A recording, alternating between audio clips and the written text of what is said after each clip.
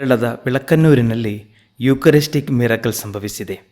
ಬಲಿಪೂಜೆಯ ಮಧ್ಯೆ ಪವಿತ್ರ ರೊಟ್ಟಿಯಲ್ಲಿ ಯೇಸುಕ್ರಿಸ್ತನ ಮುಖ ಕಾಣಿಸಿಕೊಂಡ ಈ ಪವಾಡವನ್ನು 12 ವರ್ಷಗಳ ನಂತರ ಮೇ 2025ರಲ್ಲಿ ವ್ಯಾಟಿಕನ್ ಅಧಿಕೃತವಾಗಿ ಗುರುತಿಸಿದೆ.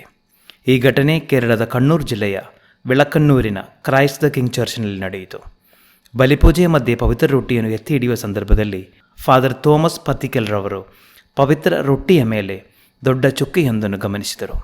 ಈ ಚುಕ್ಕೆ ಕ್ರೈಸ್ತರ ಮುಖವನ್ನು ಬಹಿರಂಗಪಡಿಸುವವರೆಗೆ ದೊಡ್ಡದಾಗಿ ಮತ್ತು ಪ್ರಕಾಶಮಾನವಾಗಿ ಮಾರ್ಪಟ್ಟಿತು.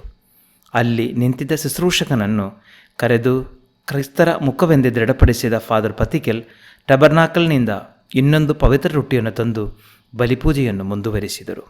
ಈ ವಿದ್ಯಮಾನದ ಸುದ್ದಿ ತ್ವರಿತವಾಗಿ ಹರಡಿ ಸಾವಿರಾರು ವಿಶ್ವಾಸಿಗಳನ್ನು ಆಕರ್ಷಿಸಿ ಕ್ರೈಸ್ತ ಸಮುದಾಯಕ್ಕೆ ಗಮನಾರ್ಹ ಆಧ್ಯಾತ್ಮಿಕ ಬದಲಾವಣೆಗಳನ್ನು ತರಲು ಕಾರಣವಾಯಿತು.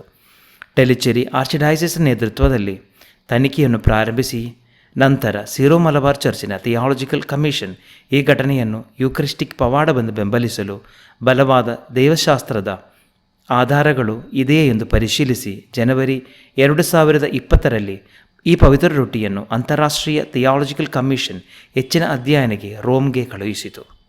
ವೈಜ್ಞಾನಿಕ ವಿಶ್ಲೇಷಣೆಗಳ ಮತ್ತು ಥಿಯಾಲಜಿಕಲ್ ವಿಶ್ಲೇಷಣೆಗಳ ಬಳಿಕ ವ್ಯಾಟಿಕನ್ ಈ ಪವಾಡವನ್ನು ದೃಢಪಡಿಸಿದೆ. ಇಟಲಿಯ ಲಾನ್ಸಿಯೋದಲ್ಲಿ 8ನೇ ಶತಮಾನದಲ್ಲಿ ಪವಿತ್ರ ರೊಟ್ಟಿಯು ಮಾನವ ಹೃದಯ ಅಂಗಾಂಶವಾಗಿ ಬದಲಾದುದು ಮತ್ತು 2013ರಲ್ಲಿ ಪೋಲೆಂಡ್ನ ಯೂಕರಿಸ್ಟಿಕ್ ಮಿರಾಕಲ್ಗಳು ಬೆಳಕನ್ನೂರಿನಲ್ಲಿ ನಡೆದ ಪವಾಡಕ್ಕೆ ಸಮಾನವಾಗಿ ನಡೆದ ಪವಾಡಗಳೇ ಆಗಿವೆ.